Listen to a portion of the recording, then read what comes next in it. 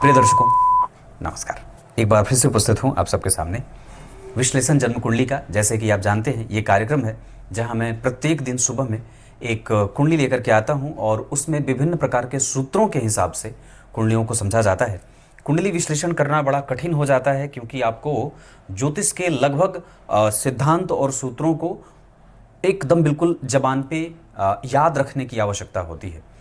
जब तक आपको सिद्धांतों का और उनके मर्मों का, ज्योतिष के जो 3 स्कंध हैं, सिद्धांत, संहिता और होरा, उसमें से संहिता का जितने भी संहिता के सिद्धांत हैं उसको कम से कम आप पूरी तो जानकारी रख नहीं सकते, ये क्षेत्र बड़ा विशाल है, पर उसमें आपको कम से कम विश्लेषण करते समय ये सदैव याद रखना होता है कि आप उसको इत्मीनान से उसको अप्लाई कर सकें। जितने भी सूत्र हैं, लग्न कुंडली के हों, नवांश कुंडली के हों, ये बात है। दूसरी बात है कि विश्लेषण करते समय या विश्लेषण करने का अधिकारी वही है जो शुचिता का पालन करता हो, धर्म से जीता हो, श्रेष्ठ जीवन जीता हो, और तभी वो किसी की कुंडली पे फलादेश कर सकता है और तभी वो किसी की कुंडली पे बोल सकता है।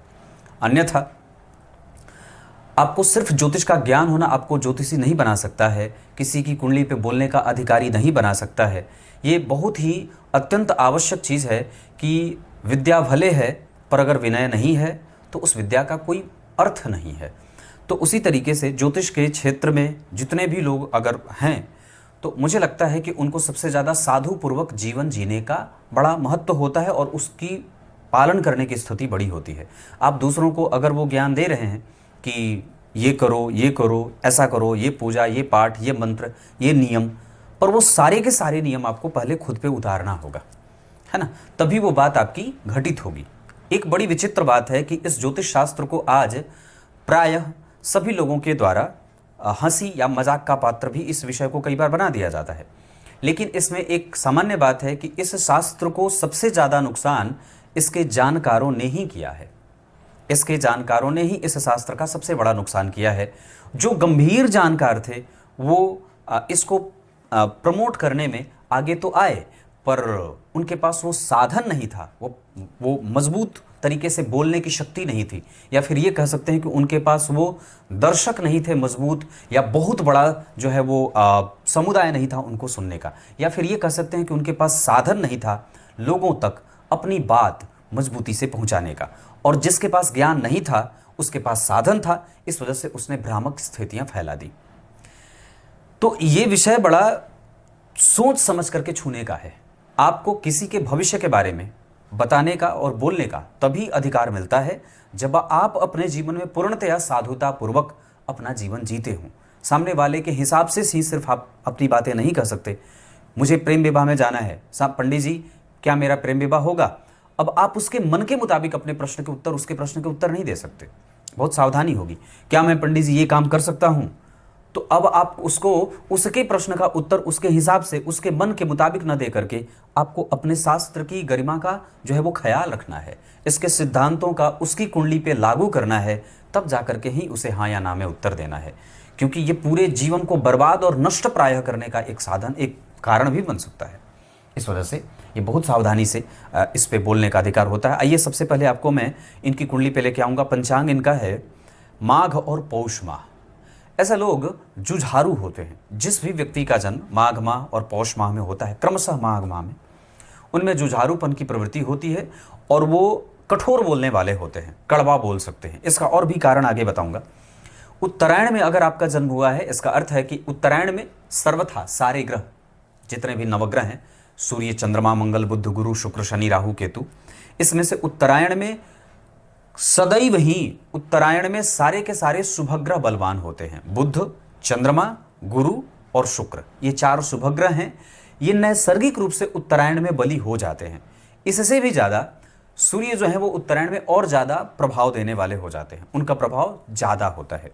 तो सूर्य भी उत्तरायण में बलवान होते हैं, जिसके कारण व्यक्ति में सत्यता होती है, वो सिद्ध बोलता है, लड़ाकू नहीं होता, अनुभवी होता है, धर्म का पालन करने वाला, पिता का और माता का सम्मान और आदर करने वाला, अनुभवी, ज्ञानी और श्रेष्ठ मति बुद्धि का होता है।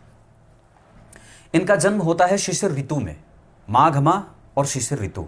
शिशिर ऋतु के जो अधिपति देवता हैं वो शनिदेव हैं।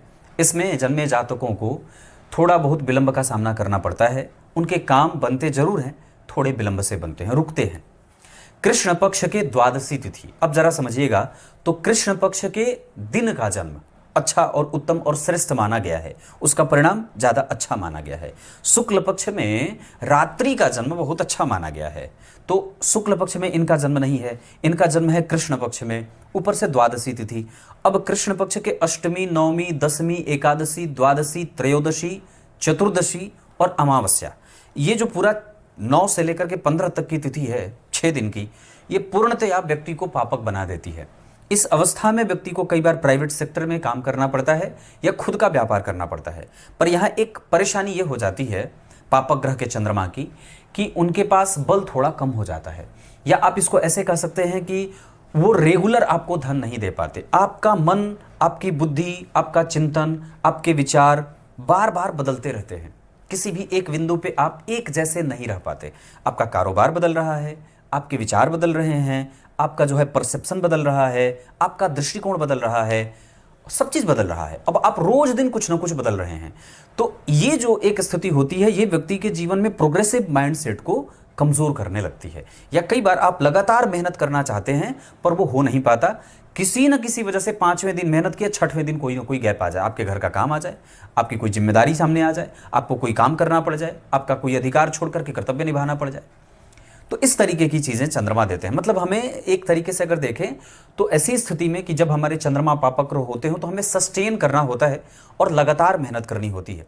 फिर आपको ये बात अपने दिमाग में बिठा लेनी है कि मेरे पास जो धन आने वाला है, मेरे जो विचार हैं, मेरा जो स्वास्थ्य है, मेरी जो दिनचर्या है, वो लगातार रहे, है ना, वो लगातार होनी चाहिए। इनका जन्म होता है शनिवार को।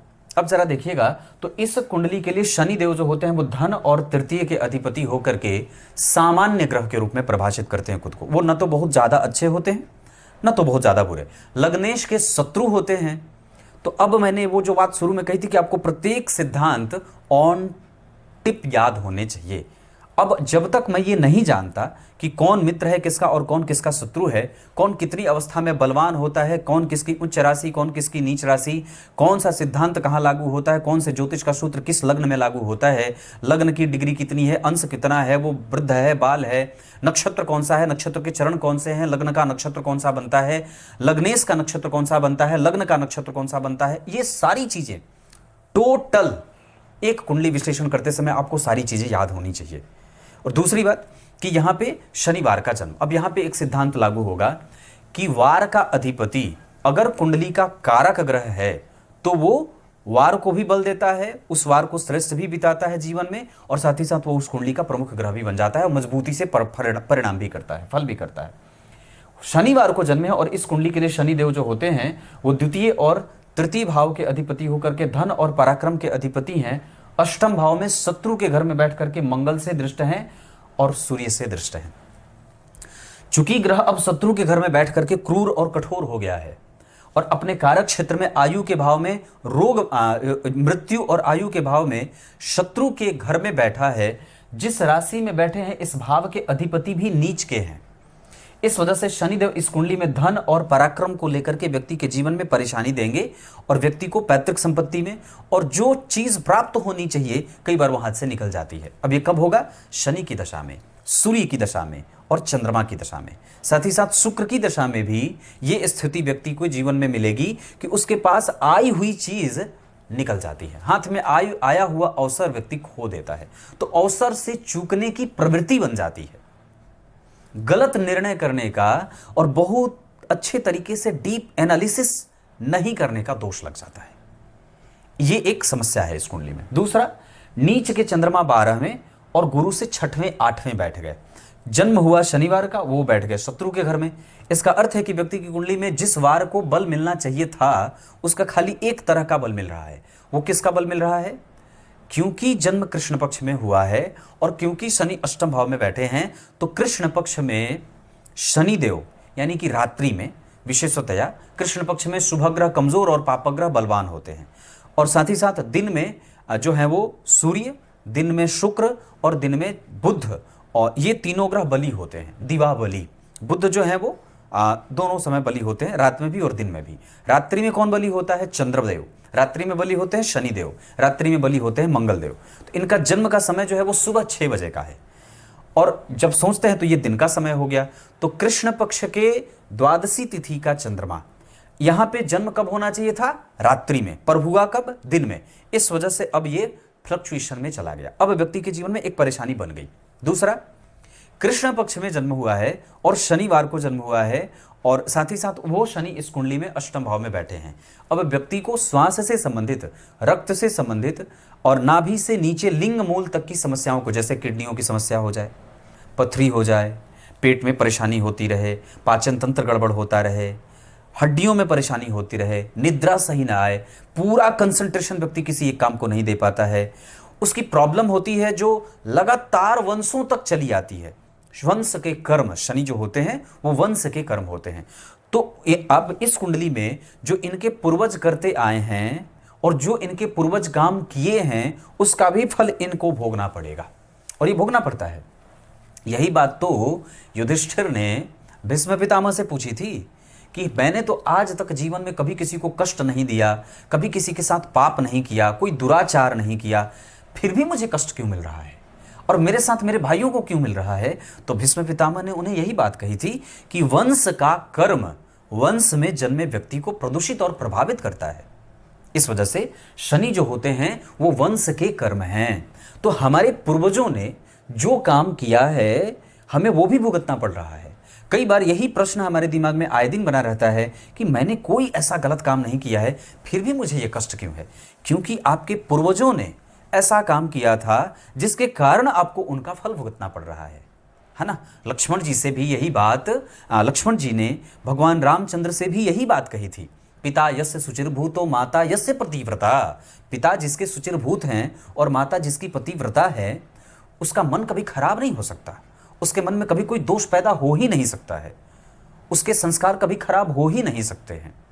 तो मेरा संस्कार, लक्ष्मण जी ने कहा कि मेरा संस्कार बहुत बलवान है, मेरे माता और पिता बड़े श्रेष्ठ थे, मतिमान थे, संस्कार से युक्त थे, और संस्कार से युक्त होकर के उन्होंने हमें पैदा किया है। इस वजह से मेरा ध्यान कभी भी अपने सीता मैया की तरफ बुरे बर्ताव का जाता ही नहीं है, ऐसा उन्होंने कहा। तो इस वजह से यहां हमें वंश के कर्म से भी अपने जीवन में कष्ट भोगना पड़ सकता है। इनका जन्म अनुराधा नक्षत्र में हुआ है। ओम मित्राय नमः, ओम मित्राय नमः। इस मंत्र का सदैव व्यक्ति को जप करना चाहिए। इस मंत्र का कम से कम 8000 बार अपने जीवन काल में खुद से जप करना चाहिए। और गुलाब के पौधे की जड़, ध्यान से समझिएगा, गुलाब का पौधा उखाड़िए, एक बार में उखाड़ करके, और उसका जड़ इतना लंबा काटिए, अंदर नीचे से जो सबसे अंतिम का सिरा हो वहां से 3 गुना करके, तिहरा करके, रविवार के दिन उसको अपनी दाहिनी भुजा में बांधें। ओम मित्राय नमः का जप करें, उस मंत्र से उस जो जड़ है उसकी पूजा करें, और घर को गुलाब की पंखुड़ी से सजा करके रखें। गुलाब की माला, गुलाब के पुष्प की माला स्वयं धारण करें। मीठा अन्न, मिष्ठान्न भोजन, मधु से, घृत से, शक्कर से, गुड़ से, है ना, इन सभी चीजों का दान करिए और ब्राह्मणों को इसका भोजन कराइए।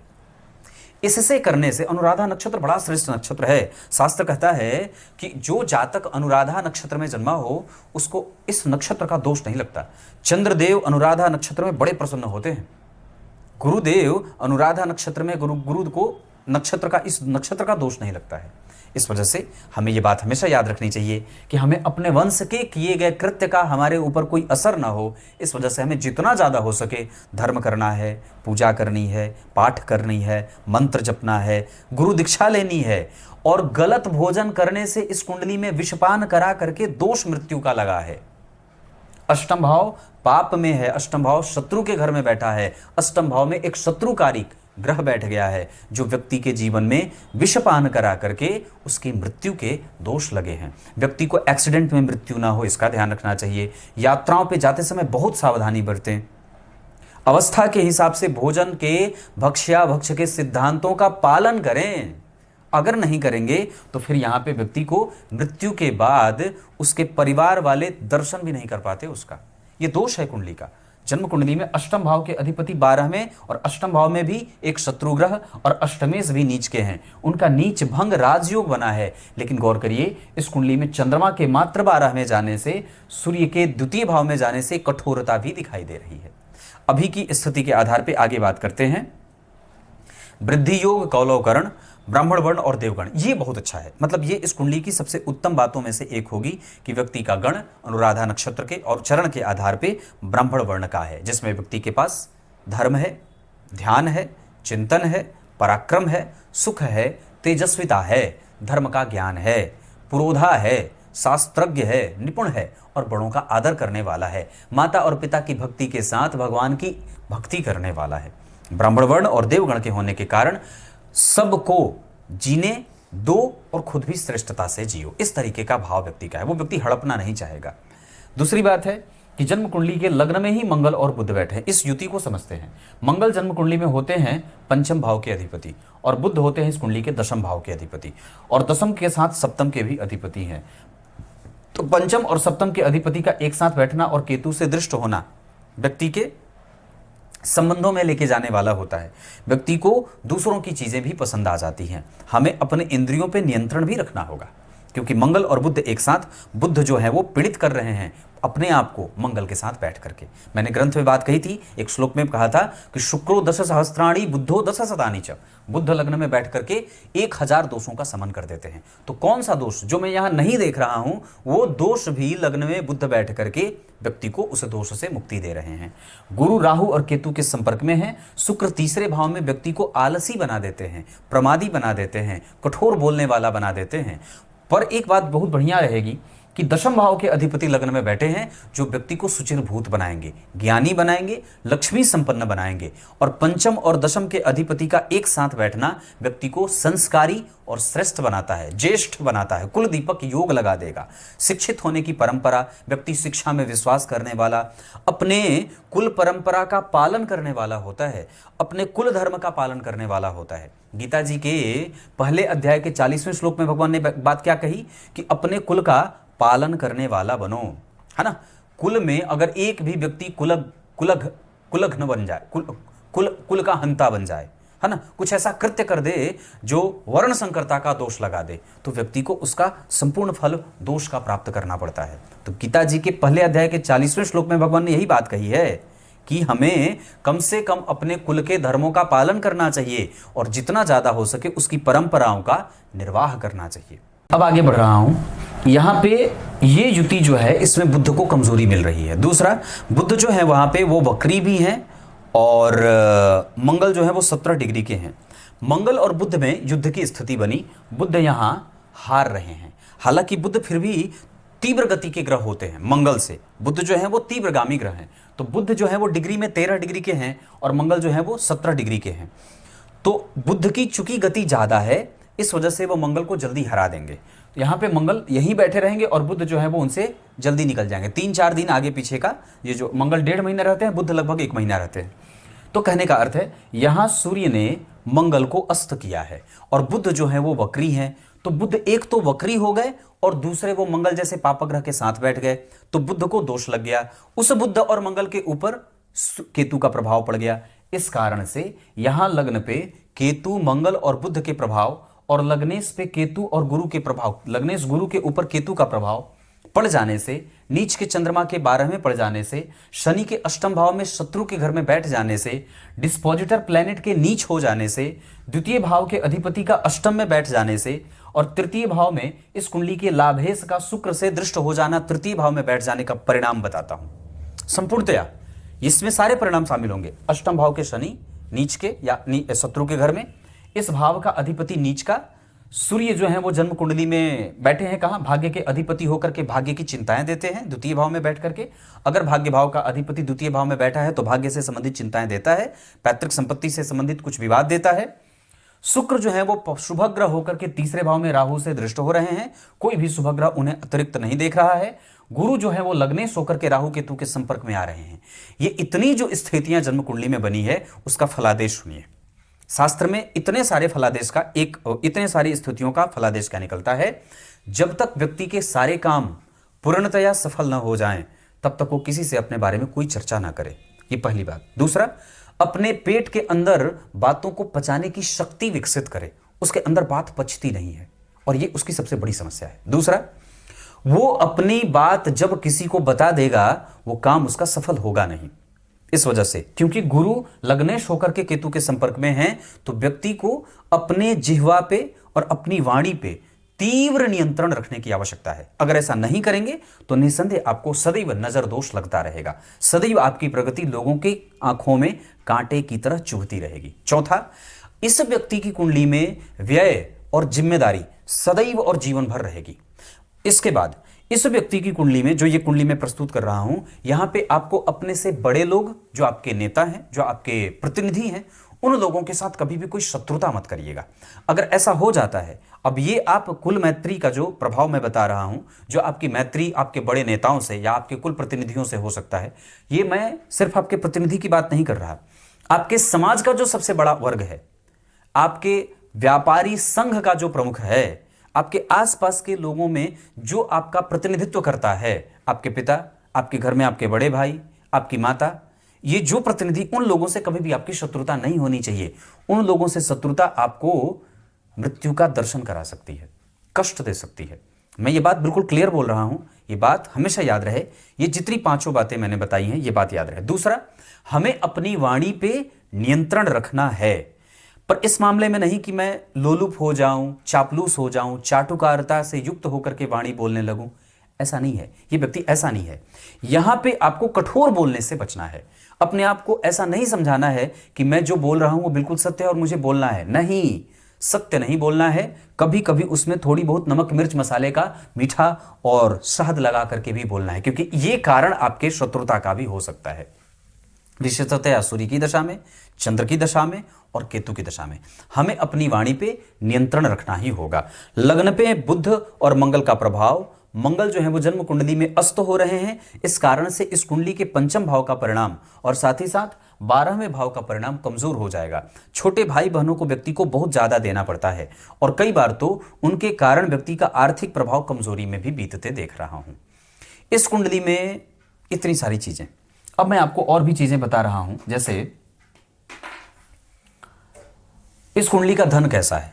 धन, तो धन के लिए जन्म कुंडली का द्वितीय, लग्न, पंचम, छठा, सातवां, नवां और एकादशवां, प्रत्यक्षतया इस भाव को भी देखते हैं तो सारे ही भाव आ गए। अब आप सोच के देखिए कि इस कुंडली में अगर इतने भाव किसी भी कुंडली में बलवान हो तो उस व्यक्ति को धन के लिए भटकना नहीं पड़ता है, या उसका धन राजा की तरह उसके पास आ जाता है, उसका धन उसके पास चिपक जाता है। वस्तुतः जब आप बात करते हैं तो जन्म कुंडली का प्रत्येक भाव धन कमाने के लिए महत्वपूर्ण होता है। किसी एक भाव को आप मजबूत और कमजोर नहीं कर सकते, पर प्रमुखतया लग्न जब तक मजबूत नहीं होगा, धन भाव ये है ही। उसके बाद जन्म कुंडली का पांचवा भाव, बुद्धि रहेगी तभी तो धन कमाएंगे। प्रतियोगिता, साहस, मेहनत और पराक्रम करना, तभी आपका धन बढ़ेगा, क्योंकि यह धन का पांचवा भाव है। उसके बाद आपका व्यापार, आपकी दिनचर्या यह आपका सेट करती है कि आप कितना धन कमाएंगे।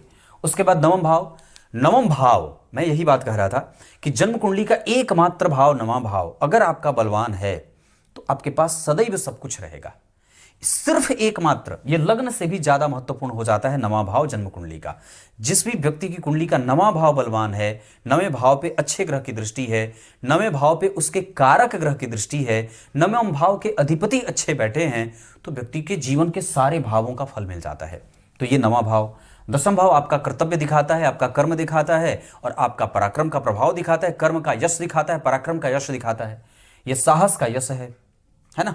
किसी भी भाव का पांचवा उससे मिलने वाला परिणाम है, किसी भी भाव का चौथा उससे मिलने वाला सुख है, किसी भी भाव का तीसरा उस भाव का साहस है। तो भाग्य का साहस, लाभ, लाभ, भाग्य जब बढ़ता है, भाग्य का बल ही तो व्यक्ति को, भाग्य बढ़े तो व्यक्ति को लाभ बढ़े, भाग्य अच्छा तो लाभ अच्छा, तो इस वजह से लाभ भाव।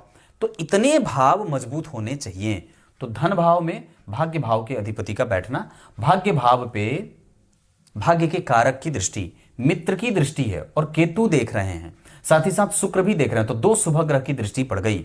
इसका कारक देख लिया, इसके अधिपति जन्म कुंडली में पैतृक संपत्ति या धन भाव में बैठे हैं, ये भी ठीक है। भाग्य की चिंता थोड़ी बहुत रहेगी, पर भाग्य भाव पे गुरु और शुक्र जैसे दो शुभ ग्रह की दृष्टि और भाग्य भाव के अधिपति द्वितीय भाव में किसी भी शुभ ग्रह की दृष्टि नहीं है, पर शनि की दृष्टि है। तो जरा गौर से देखिए, तो जहां भाग्य भाव के अधिपति बैठे हैं, इस भाव का अधिपति भी इसे देख रहा है, शनि, है ना। ये अलग बात है कि द्वितीय भाव के अधिपति का अष्टम भाव में जाना व्यक्ति को अचानक से बहुत ज्यादा धन की हानि भी कराता है, ये शनि की दशा के कारण, और उसकी भरपाई करने में व्यक्ति को मन मस्तिष्क से परेशान भी होना पड़ता है, क्योंकि चंद्रमा का बल नहीं है। तो हमें एक बात और याद रहे कि कुंडली में चाहे सारे ग्रह कितने बलवान हो, अगर चंद्रमा के पास बल नहीं है तो ना तो किसी भाव का फल मिलेगा और ना तो कोई ग्रह फल करेगा। अगर हमारे धन में रस्साकसी हो रही है, अगर हमारे धन को प्राप्त करने में दिक्कत हो रही है, तो हमें उसके लिए सबसे पहले चंद्रमा को ठीक करना होगा, क्योंकि पक्ष के बल के आधार पर भी चंद्रमा का बल नहीं है, राशि के बल के आधार पर भी चंद्रमा का बल नहीं है, गुरु से चंद्रमा 6वें 8वें बैठे हैं, इस चंद्रमा के ऊपर किसी शुभ ग्रह का कोई प्रभाव नहीं है।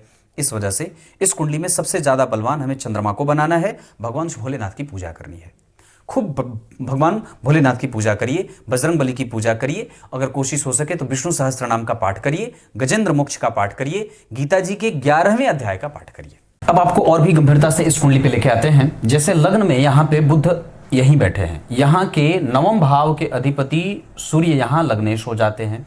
लग्न में नवमांश कुंडली में चंद्रमा और राहु, जहां चंद्रमा नीच के यहां भी और चंद्रमा नीच के यहां भी, ये स्थिति जातक की कुंडली में चंद्रमा को रीगेन करने का बल देगी।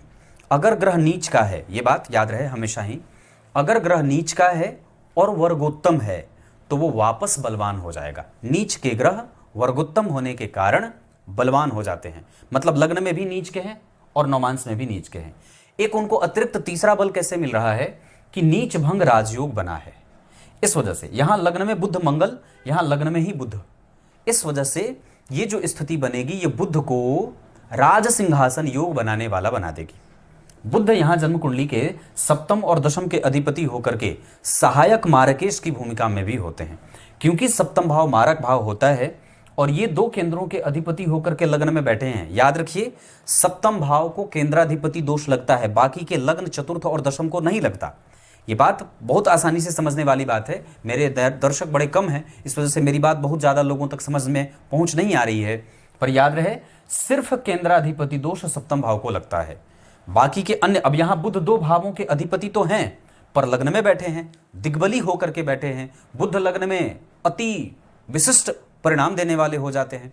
दीर्घकाय शरीर, सुंदर शरीर, सुगठित शरीर, सुंदर शरीर और श्रेष्ठ आत्मा जिस शरीर में निवास करती है, आत्मा मतलब ज्ञान, आत्मा का अर्थ कुछ अलग नहीं है। पंचदशी जैसे अगर आप विशिष्ट ग्रंथों का अध्ययन करेंगे तो उसमें आत्मा की विशिष्ट परिभाषा बताई गई है, जिसमें कहा गया आत्मा कुछ और नहीं, आपके अंदर का बसा हुआ ज्ञान है ना, जो परमात्मा के रूप में आपका मार्गदर्शन करती रहती है। ज्ञान श्रेष्ठ, आत्मा श्रेष्ठ है, ज्ञान सर्वश्रेष्ठ है। तो यहाँ पे बुध लग्न में बैठे हैं, आत्मा के रूप में तिष्ठित हैं। यहाँ बुध 7th और 10th के अधिपति होकर के योग कारक भी होंगे, क्योंकि 2 अच्छे भावों के अधिपति हैं, लेकिन 7th भाव चूंकि मिथुन, धनु, कन्या और मीन राशि की कुंडली के लिए, मतलब द्विस्वभावक राशियों के लिए 7th भाव बाधकेश हो जाता है। बाधकेश लग्न में बैठे हैं पर दिग्बली हैं, बलवान हैं, मंगल जैसे पंचमेश के साथ बैठे हैं, ऊर्जा उनके पास है, उनके पास एनर्जी है, बुद्धि के पास बल है, साहस है, तर्क है, वितर्क है, क्रिएटिविटी है, ज्ञान है, चक्षु है, समस्या को समझने की ताकत है। तो इस वजह से यहाँ बुध की दशा में ये सब व्यक्ति को मिलता रहता है, लेकिन उसके काम थोड़े बहुत अटकते भी हैं। बुध वर्ग उत्तम हो गए, चंद्रमा वर्ग उत्तम हो गए, राशि जो लग्न में बनी है वो नवांश कुंडली में लग्न कुंडली की 5th भाव की राशि बनी है लग्न में। चंद्रमा जो है वो राहु केतु के संपर्क में आ रहे हैं, इस वजह से विवाह का सुख व्यक्ति को कम मिलता है। मंगल यहाँ पंचमेश होकर के 7th भाव को देख रहे हैं, 12वें भाव के अधिपति होकर के देख रहे हैं, इस वजह से भी व्यक्ति के सुखी वैवाहिक जीवन में मतभेद शामिल होता है, वहां पे उसको थोड़ा बहुत रस्साकसी में जाते हुए देखा जाता है। दशमांशा कुंडली में लग्न में मंगल, यहाँ शुक्र बढ़िया, चंद्रमा और राहु हर जगह चंद्रमा है, इस वजह से व्यक्ति का व्यापार पक्ष बिल्कुल उज्जवल है। चंद्रमा हर जगह नीच के बैठे, इस वजह से चंद्रमा इस कुंडली के सर्वप्रमुख सबसे श्रेष्ठ ग्रहों के रूप में परिभाषित कर रहे हैं। पलट गई ना कुंडली। चंद्रमा को शुरू में मैंने क्या कहा था, बलवान नहीं है, उनके पास बल नहीं है क्योंकि पक्ष का बल नहीं है, लेकिन वर्गोत्तम हर जगह और एक ही राशि में बैठने के कारण इस चंद्रमा ने अपने आप को मेंटेन किया है, और ये मेंटेन करने के कारण इस ग्रह के पास अतिरिक्त बल मिलता रहेगा। क्लियर है? जिद्दी होंगे, हठी होंगे, समाज और घर के लोग ये कहेंगे कि अपने मन का काम करते हैं, किसी से पूछना तो इनको है नहीं। ये भी टैग व्यक्ति को लग जाता है। वो क्यों लगेगा? चंद्रमा से गुरु के 6वें भाव में होने के कारण। नजर दोष क्यों लग रहा है? क्योंकि लगने इसके साथ केतु। आपको नजर दोष लगे, दूसरों की बातें लग जाएं, या कई बार व्यक्ति को पेट से संबंधित परेशानी हो जाए, उसके बाद कई तरीके की दुश्मनी व्यक्ति को जीवन में संभालने की आवश्यकता पड़ जाती है। ऋण में चले जाएं तो निकलने में दिक्कत हो, इस वजह से ऋण का लेन देन न करें। धन का लेन देन बहुत ज़्यादा गंभीर और बृहद आकार का धन का लेन देन न करें। ऋण में बहुत ज़्यादा जाने से बचें। अपनी जिम्मेदारियों को कैसे निभाया जाए इस पर अपना फोकस ज़्यादा रखें। अब मैं आपको इस कुंडली की और भी चीज़ों को बता देता हूँ। दशमांशा कुंडली में लग्न और दशम के अधिपति परस्पर मित्र हैं और बैठे भी हैं। क्रमशः कैसे बैठे हैं? तो तृतीय एकादशवें में बैठे हैं। शनि उच्च के दशमें से होकर के प्रतियोगिता रहेगी, पर व्यक्ति के पास साहस है, बल है, वो जीत जाएगा। चतुर्थ स्थान में शुक्र बैठे हैं। सूर्य का चतुर्थ होकर के पंचम में बैठना, पंचमेश का जो है वो बुध का 12वें जाना, ये थोड़ी बहुत समस्याएं पैदा करता है, हालांकि ठीक है। अब मैं आपको और भी गहरी बातें बताता हूं। लग्नेश का पंचम भाव में जाना कृतज्ञ और धनी बनाएगा। धन और सुख के अधिपति का, तृतीय के अधिपति का अष्टम में जाना मेहनत करने पे विवश करेगा। अचानक से धन प्राप्ति होगी और अचानक से निकल जाएगा। पर व्यक्ति को अपनी वाणी पे संयम रखना है, सरकारी संपत्ति का नुकसान नहीं करना है, सरकारी सुविधाओं का गलत इस्तेमाल नहीं करना है, और अपने प्रत्येक कर्तव्य का जो सरकार के प्रति हो, जैसे टैक्स भरना हो, जीएसटी भरना हो, जितने भी कागज कानूनी कार्रवाई हैं वो बिल्कुल ऑन टाइम होने चाहिए, है ना, नहीं तो उसमें फिर गाज गिर सकती है। चतुर्थ भाव के अधिपति का पंचम में बैठना ये ठीक रहेगा, पर माता को रोगी और माता को रुग्णता देते हैं, क्योंकि 12वें में नीच के चंद्रमा, इस भाव के अधिपति भी केतु के संपर्क में, कोई लंबी बीमारी जो उनका कभी पीछा न छोड़े, ऐसा हो जाता है। पंचम भाव के अधिपति का लग्न में बैठना, लग्न के अधिपति का पंचम में बैठना, ये कृतज्ञता, देश प्रेम का भाव और अपनी जिम्मेदारी और मंत्रों के प्रति आवाहन करने का भाव, उनको पढ़ने का बल, ग्रंथों में विशेष स्थिति और विशेष लगाव ये व्यक्ति को होता है। दान करे, पूजा करे, पाठ करे, मंत्र करे, बड़े पूर्वजों का जो है वो आदर करे, ये सब होता है। 6वें भाव के अधिपति का तीसरे में जाना ये ठीक नहीं होता, ये डरपोक बना देगा। 7वें भाव के अधिपति का लग्न में बैठ करके, ये मैंने बताया, ये व्यक्ति के जीवन में कुल दीपक और बहुत सारे राजयोगों का निर्माण करने वाला होगा, व्यक्ति को सुखी बनाने वाला है। और कई बार व्यक्ति के जीवन में बहुत सारे लोगों के आने का भी मार्ग खोल देता है, जहां व्यक्ति अपनी पत्नी के अतिरिक्त दूसरों की पत्नी को भी देखने वाला हो जाता है। इस बात पे नियंत्रण रखना होगा। अष्टम भाव के अधिपति का नीच का होना माता के कारण, मन के अव्यवस्था के कारण, स्वास्थ्य के कारण, पाचन तंत्र के कारण, रक्त प्रवाह के कारण। शुक्र जो है वो जन्म कुंडली में कुंभ राशि के बैठे हैं, इस वजह से व्यक्ति को संपूर्ण इच्छाओं की पूर्ति हो जाती है, इसमें कोई संशय नहीं है। पर इन सभी चीज़ों के कारण मांसपेशियों में थकान, खिंचाव हो जाए, गैस्ट्रिक पेशेंट हो जाए, रक्त प्रवाह कम हो जाए, बीपी, शुगर आदि की समस्या हो जाती है, ये सब चीज़ें बनी रहती है। नेत्रों की समस्या बाधित होती है, गले में कमजोरी होती है, गले में कमजोरी होने के साथ साथ कठोर बोलने का एक आदत सा लग जाए, गाली गलौज कर दे या कठोर बोल दे, ऐसा भी हो जाता है। नवम भाव के अधिपति का धन में आना, पैतृक संपत्ति तो देते हैं पर धन से संबंधित चिंताएं नहीं देते, लेकिन भाग्य साथ नहीं देता है, इस वजह से सूर्य की उपासना करनी चाहिए। दशम भाव के अधिपति का लग्न में आना लक्ष्मी संपन्न और श्रेष्ठ योग बनाता है। ये व्यक्ति अपनी जिम्मेदारी भरपूर तरीके से वहन करने की कोशिश करता है, पर 12वें भाव में नीच के चंद्रमा के कारण उसमें वो कई बार असफल महसूस करता है। एकादशवें के अधिपति का तृतीय में आना, राहु से दृष्ट होना, ये कई बार व्यक्ति को बड़े भाई बहनों से मतभेद भी देता है और व्यक्ति को लालची करता है, लालच देता है। 12वें के अधिपति का लग्न में आकर के नीचभंग राजयोग बनाना, ये एक सामान्य बात होगी। व्यक्ति एनर्जी में रहता है और क्रमशः वो सुखी भी होता है, इसमें कोई चाहे जितनी भी अवस्था का हो जाए, अपनी अवस्था से छोटा ही मालूम पड़ता है। अब कुंडली की मूल बातों पे आते हैं। नक्षत्र के आधार पे अनुराधा, चित्रा, आश्लेषा, ज्येष्ठा, शतभिखा, अश्विनी और उत्तराषाढ़ा के साथ पुनर्वसु, पुष्य, ये नक्षत्र किसी भी कार्य को करने के लिए बस आपको नक्षत्र देखना है और काम कर देना है। इसके साथ साथ इस कुंडली के लिए दिशा, धन कमाने के लिए दक्षिण दिशा बहुत अच्छी रहेगी। साथ साथ इस कुंडली के लिए मंगल बली हैं, बुध बली हैं, घबराने की कोई बात नहीं है। शनि भी बलवान है, आयु दे रहे हैं। लग्न के अधिपति का पंचम भाव में आना और शनि और केतु के प्रभाव में रहना, ये व्यक्ति के जीवन को कई बार और उसके मेहनत के बाद किए गए परिणाम को प्राप्त करने में दिक्कत भी देते हैं। हालांकि व्यक्ति के पास आयु है, पर आयु में रोग है, बेड रिडन होने का भी योग लगा है, इस वजह से स्वास्थ्य का विशेष ध्यान रखिएगा। अब उसके बाद बताते हैं तो अब बाकी के अन्य वर्ग चार्ट में, जैसे जो D7 चार्ट बना है, अभी जो आपके ऊपर से जो दशा चल रही है, सूर्य की दशा चल रही है, ये सूर्य आपकी कुंडली में कारोबार देंगे।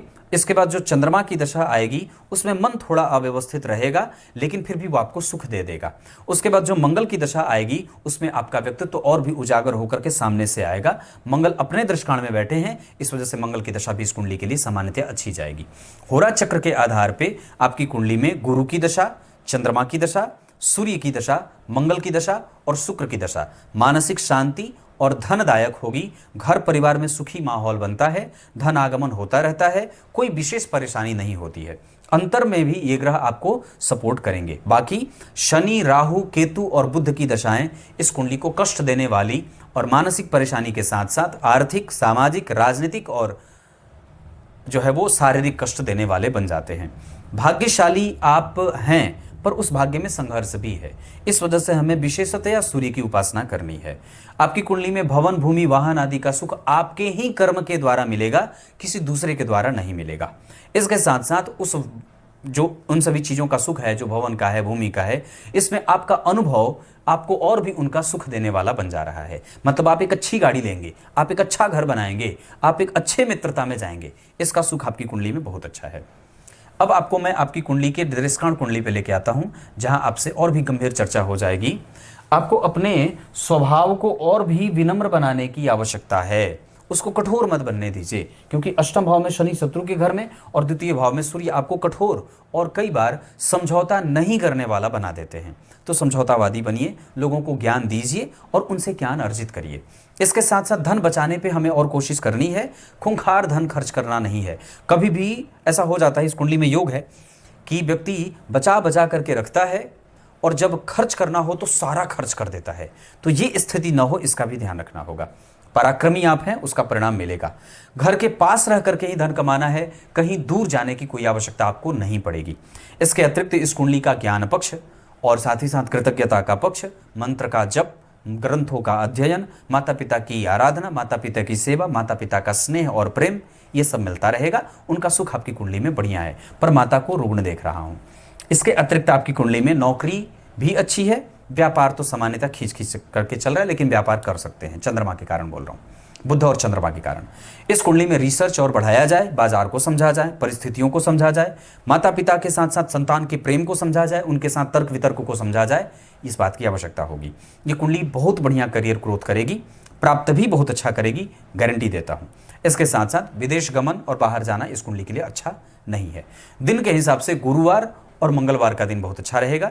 इस कुंडली के लिए गणेश जी की पूजा और सूर्य भगवान की उपासना, लाल चंदन की माला, पीले पुष्प की माला, ओम आदित्याय नमः का जप, रविवार को मांस भक्षण और गुरुवार को मांस भक्षण के साथ बिल्कुल ही एकदम बिल्कुल निराहार शुद्ध भोजन किया करें। एकादशी का व्रत किया करें, गजेंद्र मोक्ष का पाठ किया करें, एकादशवें अध्याय के गीता जी के एकादशवें अध्याय का पाठ करें। ये सब काम करना चाहिए। इतनी सारी चीजें मैंने बताई। कोई भी शुभ कार्य करना हो, मंगल, बुध और सूर्य के साथ गुरु की दशा का इस्तेमाल किया जा सकता है। आपको इस दशाओं में बहुत ज्यादा नुकसान नहीं होगा। इसके साथ साथ इस कुंडली में बचने की आवश्यकता है शनि, राहु, केतु और शुक्र की दशा। मैंने जैसे कहा था, शुक्र अच्छे नहीं है, इस वजह से शनि, राहु, केतु और शुक्र की दशाएं इस कुंडली को कमजोर करेंगी। अंतर दशा में भी ये ग्रह आपसे धन हानि करवाएंगे, निर्णय गलत करवाएंगे, आलस्य देंगे, प्रमाद देंगे, नुकसान देंगे। मित्र का नुकसान हो, कुटुंब का नुकसान हो, धन का नुकसान हो, पैतृक संपत्ति का नुकसान हो, आयु का नुकसान हो, स्वास्थ्य का नुकसान हो, ये सब इन दशाओं में होगा। जैसे ये दशाएं बीतेंगी, चीजें ठीक हो जाएंगी। क्लियर है? कुछ इसी तरीके से आज के इस कुंडली विश्लेषण का समापन करते हैं। तब तक के लिए बहुत बहुत नमस्कार।